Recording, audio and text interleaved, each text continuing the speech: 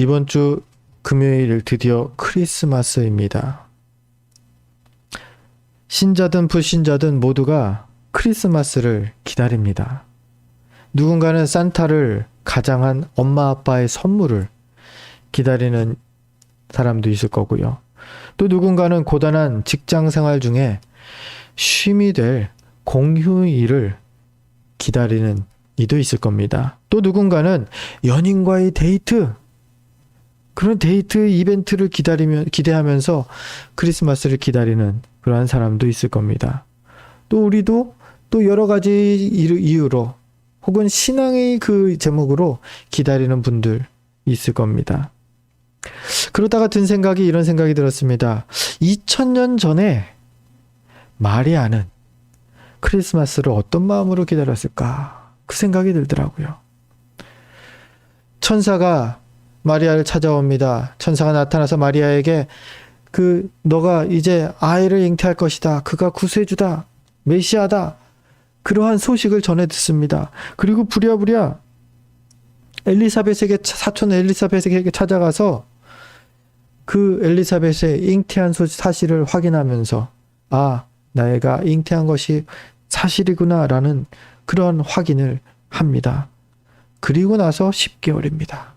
그 10개월 동안 마리아는 어떤 심정이었을까요? 성탄을, 크리스마스를 기다리는 그 10개월 동안 마리아는 어떤 심정이었는지. 그 기다림의 심정이 오늘 본문에 너무나 잘 담겨져 있죠. 그녀는 물론 두려움도 있었을 것입니다. 두려움도 있었겠지만 주님이 주시는 기쁨이 충만해서 오늘 이 본문처럼 찬양을 합니다. 지난 시간 살펴본 대로요. 심지어 스스로 자신을 복 있는 자다라고 칭하면서 이 큰 복을 주신 하나님을 찬양하는 겁니다. 오늘 이 마리아의 찬양 두 번째 시간입니다. 성령 충만해서 기뻐하며 찬양하는 이 마리아에게 성탄의 사건, 크리스마스라는 이 날이 어떤 의미인지, 과연 어떤 의미로 다가왔고 어떤 의미로 기다렸는지를 우리 계속해서 그녀의 찬양을 통해서 살펴보려고 합니다. 첫 번째로 마리아에게 크리스마스, 성탄은요, 교만한 자들을 흩으신 사건이었습니다. 51절인데요. 우리 51절 말씀을 함께 읽겠습니다. 함께 읽습니다. 그의 팔로 힘을 보이사 마음의 생각이 교만한 자들을 흩으셨고, 마음의 생각이 교만한 자들을 흩은 사건이 바로 이 성탄이 될 것이다 라고 지금 마리아는 말하는 거죠. 마음의 생각이 교만한 자들, 50절에 이와 상반되는 표현으로 이런 표현이 있습니다. 하나님을 두려워하는 자. 마음이 교만한 자다라는 것은요, 하나님을 두려워하지 않는 자다라는 뜻이죠. 하나님을 거부하고 대적하는 이들이 마음이 교만한 자들입니다. 마음의 생각이 교만한 자들입니다.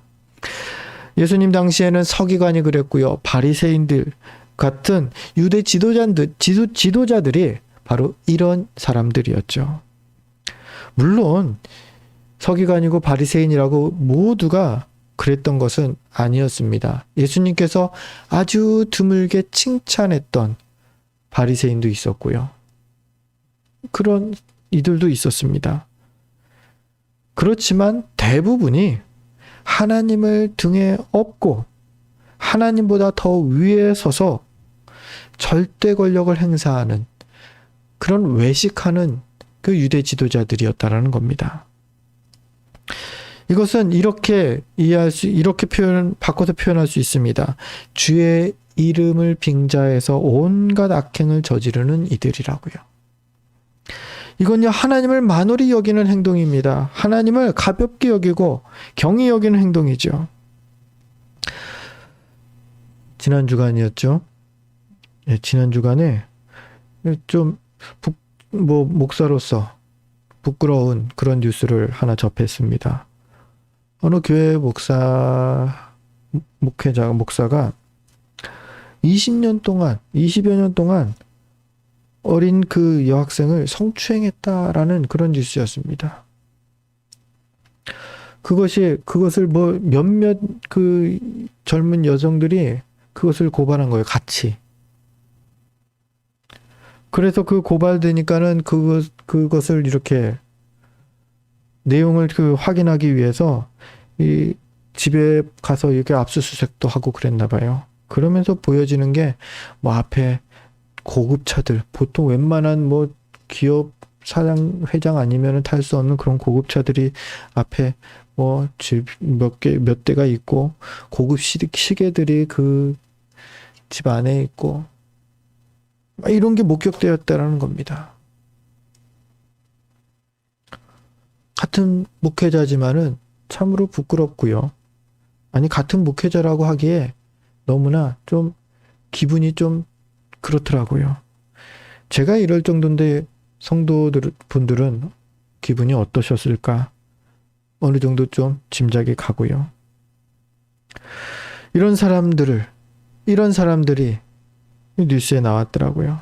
이런 사람들은요, 마치 서기관과 바리새인 것 같다라는 생각을 오늘 말씀을 준비하며 했습니다. 하나님이 없다고 하는 사람 아닐까, 그런 생각을 합니다. 아니, 그럼 만약에 하나님을 믿는다고 한다면요, 하나님보다 자기가 위에 있다고 생각하는 그런 사람이 아닐까 생각을 했습니다.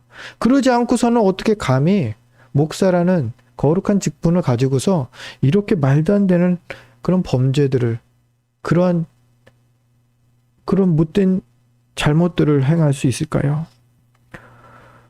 오늘 본문은 이러한 사람을 마음의 생각이 교만한 자들이라고 표현하는 것이죠. 교만은요, 여러분, 이렇게 이해하시면 됩니다. 하나님을 떠난 사람의 모습이라고요.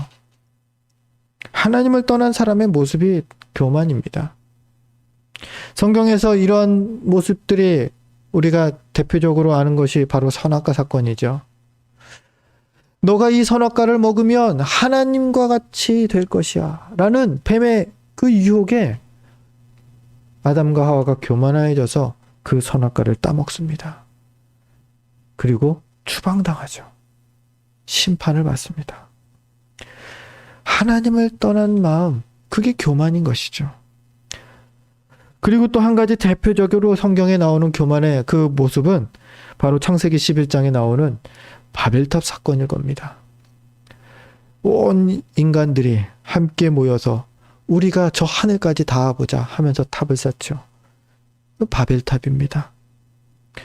그것을 성경은 인간의 교만의 그 산물이다라고 말합니다. 바벨탑이라는 그 교만, 인간의 교만, 하늘까지 닿아보자, 우리 하나님께 갈 수 있지 않겠냐, 이렇게? 결국 어떻게 됩니까? 심판을 받습니다. 그리고 그 교만으로 인하여서 온 세상으로 뿔뿔이 언어가 달라지며 흩어지게 됩니다. 교만한 자들을 흩으셨고, 이 본문을, 이 마리아의 찬양을 보면서 바벨탑 사건이 그래서 생각이 났습니다. 교만은요, 하나님을 떠난 자들의 모습이 교만입니다.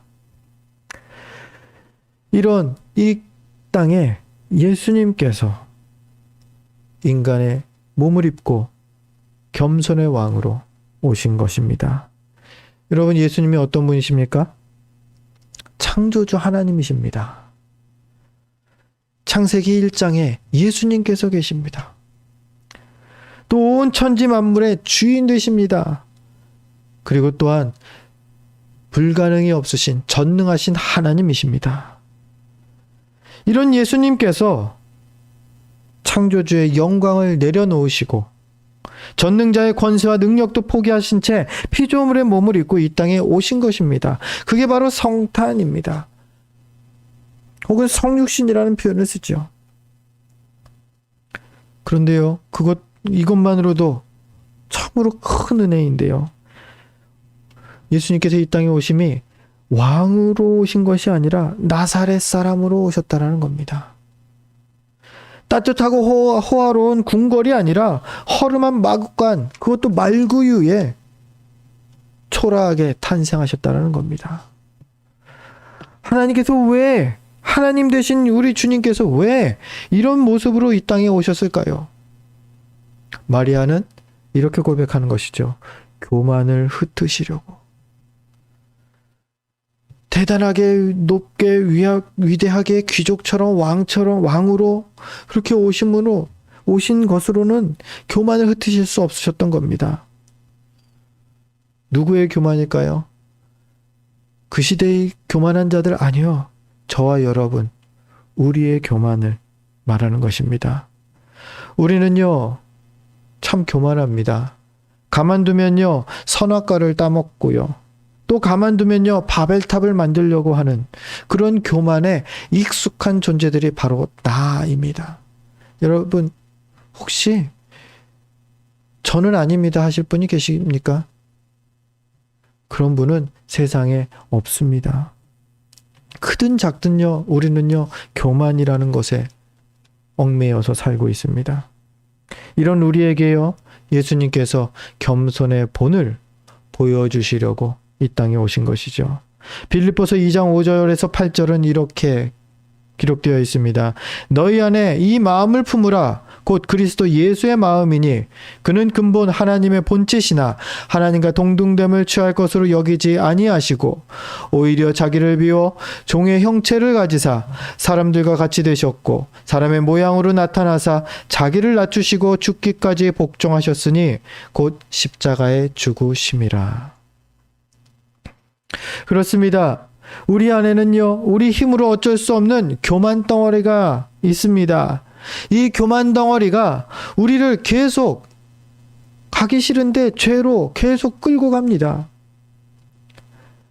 근데 감사하게도요, 2000년 전에 아기 예수님께서 친히 이 땅에 오십니다. 모든 고난을 감내하시면서 우리에게 이 교만을 물리치는 겸손의 본을 보여주셨습니다. 사랑하는 성도 여러분, 우리도요, 이 그리스도를 본받아서 계속 겸손에 힘쓰는 저와 여러분이 되시기를 주의 이름으로 축원드립니다. 마리아에게 있어서 성탄은요, 교만한 자들을 흩으시는 사건이었습니다. 또한 52절을 보니까요, 비천한 자를 높이신 사건이었다 고백합니다. 우리 52절 함께 읽어보겠습니다. 권세에 있는 자를 그 위에서 내리치셨으며 비천한 자를 높이셨고.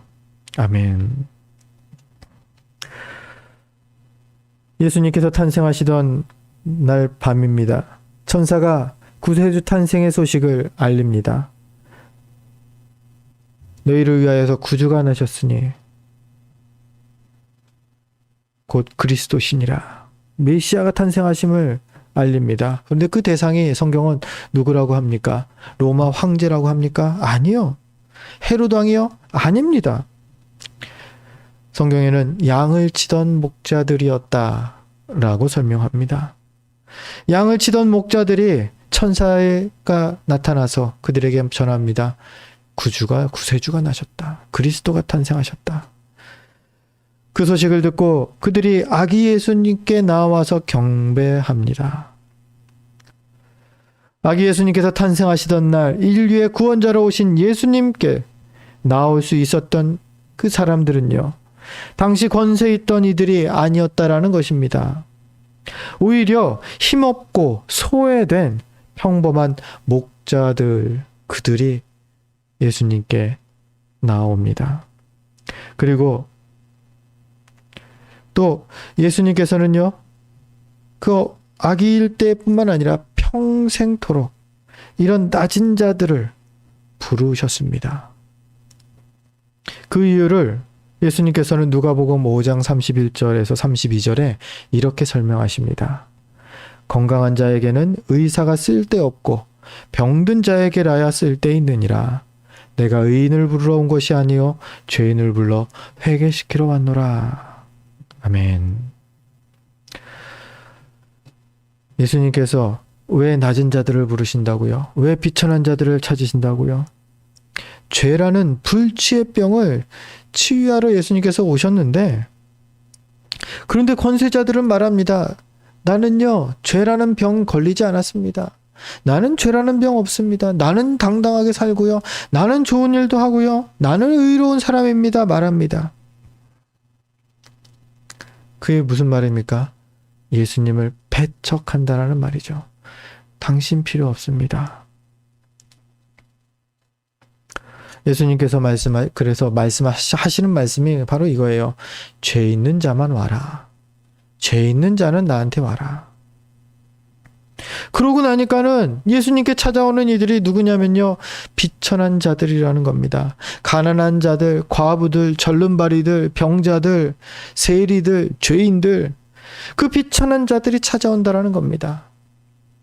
예수님께서 그들을 찾아오면은 그들의 죄의 병을 고쳐주신다는 겁니다. 그들이 회개할 때에 구원의 은혜를 주신다는 겁니다. 우리가 한 번쯤은 들어봤을 그 예화를 하나 나누려고 합니다. 성탄절입니다. 배경은. 그 미국의 백인 교회예요. 미국은요, 그 인종차별이 없는 것 같은데, 좀 심한 데는 아주 심합니다. 여전히요. 흑인을 되게 이렇게 비하하기도 하고요. 무시하기도 하고. 그래서 그 교회 자체가 백인 교회도 있습니다. 지금은 모르겠는데 제가 2000년 초반까지만 해도 백인들끼리 있는 지역이 있었어요. 그런데 아시아계 사람도 미국 시민권이 있는 사람이지만 받지를 않습니다. 그 지역 자체가 땅값이 떨어진대요. 미국 백인 교회가 있습니다. 그 미국 백인 교회가 있는데 거기에 어느 흑인이 성탄 예배를 드리러 거기를 찾아갑니다. 참 당당한 거죠. 대담한 거죠. 그런데 예상대로 아니나 다를까 문전박대를 당합니다. 당신은 들어올 수 없습니다. 여기는 백인들끼리 예배드리는 곳입니다. 쫓겨납니다. 그래서 그 문 밖에서 시리에 빠져 있는데 누군가가 가까이 옵니다. 그러면서 말합니다. 자신도 백인 아니라고 못 들어갔다고 위로해 줍니다. 누군가에서 봤더니 예수님이래요. 예수님이더라는 겁니다. 실제 경험담은 아니겠죠. 그런데 예수님이 어느 인종일까요? 중동, 아시아계죠. 예. 백인은 아닙니다. 이 예화가 우리에게 시사하는 바는 아주 큽니다. 우리가 이 백인 교회를 보면서 우리 교회가 이렇게 될까봐 두려워해야 한다는 겁니다. 우리는 이 정도 이상 되는 급의 사람들만 모이는 곳. 그게 바로 이 백인 교회가 되는 거예요. 우리 교회는요, 이런 기준 이하는 안 받아요. 경제적으로 이렇게 여유가 없으면 안 돼요. 이런 사람은 너무 어린애들은, 받기가 좀 그렇죠. 우리 교회는요, 그냥 어른 예배만 드릴 거예요. 기준을 만든다는 것은요, 이런 백인 교회가 되는 겁니다. 그 기준을 만든다는 것은요, 예수님께서 찾아오지 못하시는 교회가 된다는 겁니다. 근데 우리 교회뿐만이 아닙니다. 나라는 작은 교회가 있습니다. 나라는 작은 교회가 예수님도 찾아오시지 못하는 교회가 될까? 여러분, 우리가 두려워해야 합니다. 나도 모르는 사이에 기준을 만들고 있는 겁니다. 이 정도가 돼야 되지 않나? 저 정도가 돼야 되지 않나? 교회는 이래야 되지 않나? 장로님은 이래야 되는 거 아닙니까? 우리 교회 누구는 이 정도 돼야지, 저렇게 신앙생활을 해. 여러분, 기준을 만들기 시작하면요, 그 자체에 내가 무너져 버립니다. 그 기준 때문에 내 안에 예수님이 찾아오지를 못하게 됩니다.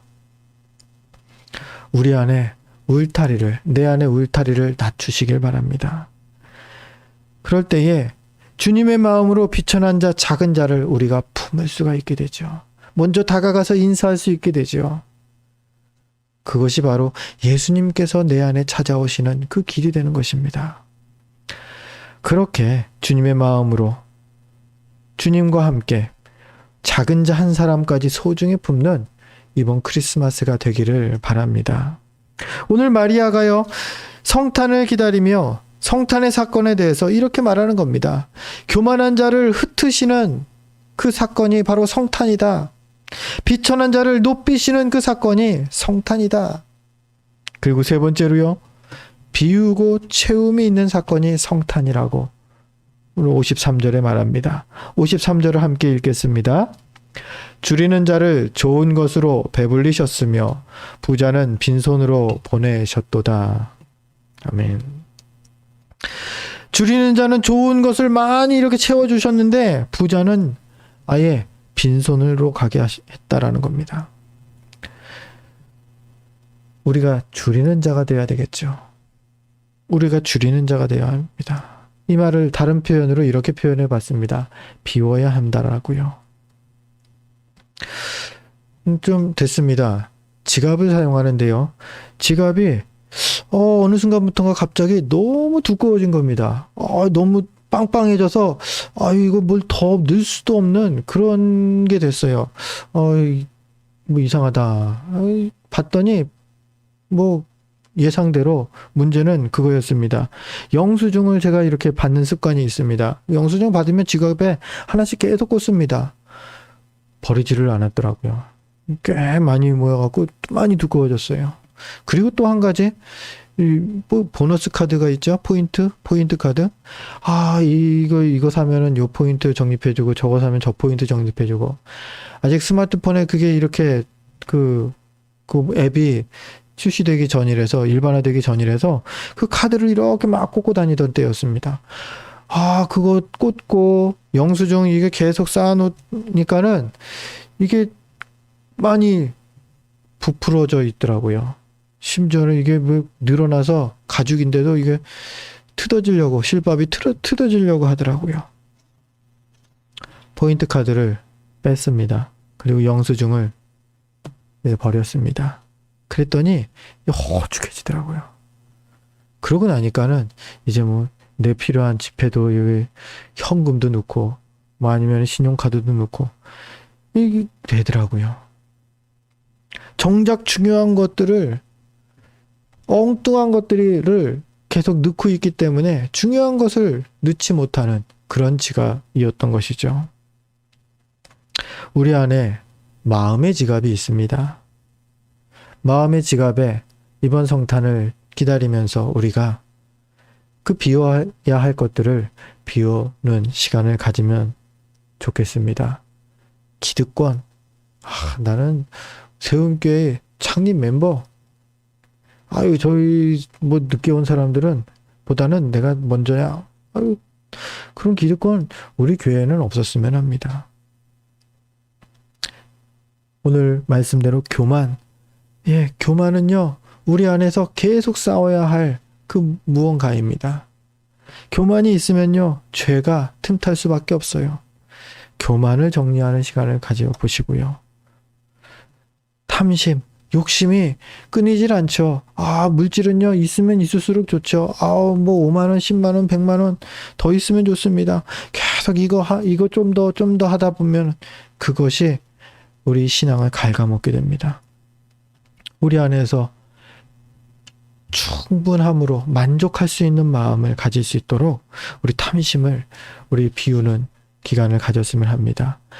나를 생각하는 이기심, 나만 생각하는 마음, 그것이 있으면요, 남을 바라볼 수 있는 그런 눈을 가질 수가 없습니다. 남을 생각할 여유가 없습니다. 왜요? 나만 봐야 되거든요. 우리 이기심을 우리 마음의 지갑에서 또한 좀 정리를 해보는 시간을 우리 크리스마스를 기다리며 가지면 좋겠습니다. 그러면 어떤 일이 벌어질까요? 줄인 자를 좋은 것으로 배불리시는 하나님께서 채워주십니다. 우리 크리스마스가 되면은 그 성극을 하죠. 우리는 아직 작아서 우리 선미 집사님과 대원 집사님이 해마다 인형극을 이렇게 했었는데 올해는 애석하게 보기가 어렵겠네요. 좀 규모가 있는 교회만 돼도 성극을 합니다. 연극을 합니다. 그리고 연극의 단골 메뉴로 성탄절에 올라오는 그 연극, 극이 한 번쯤은 들어보셨을 거예요. 빈방 없어요? 이런 제목의 선극입니다. 빈방 없어요. 근데 이게 실제 있었던 일이라고 하더라고요. 실화라고 합니다. 1970년대에 있었던 실제 있었던 일을 이 극으로 만든 거래요. 70년대 캐나다 몬트리올 지방의 한 초등학교에서의 일이었다고 합니다. 크리스마스 발표로 선극을 준비하기로 되었고요. 그 선극을 준비하기 위해서 사람들이 막 하는데, 그 선극의 그 내용은 베들레헴 마구간에서 예수님께서 탄생하는 그 장면입니다.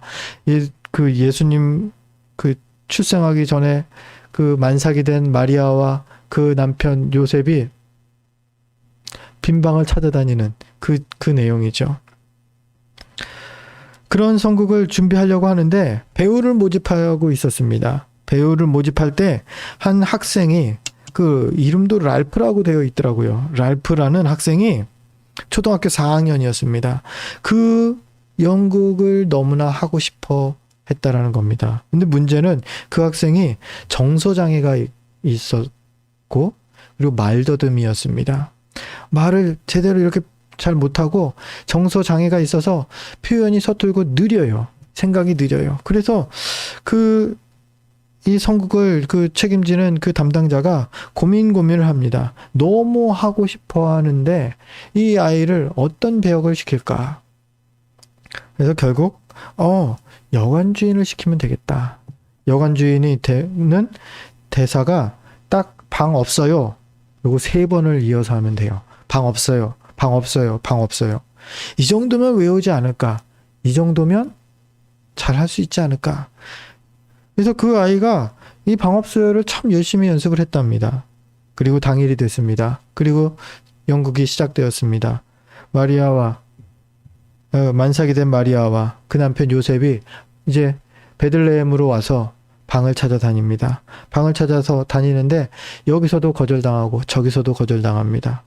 그리고서 이 랄프라는 소년이 그 역을 맡고 있는 여관 주인에게 찾아옵니다. 그리고 그 여관 주인에게 사정을 합니다. 아내가 이제 아이를 낳으려고 하는데 작은 방이 없을까요? 방이 없어요. 여관 주인이 이 랄프가 이제 대사를 읊습니다. 이제 대본대로 요셉은 또 더 사정을 합니다. 아주 근사한 방이 아니라도 됩니다. 아주 좁은 방이라도 됩니다. 조그만 거라도 없을까요? 방 없어요. 또 합니다.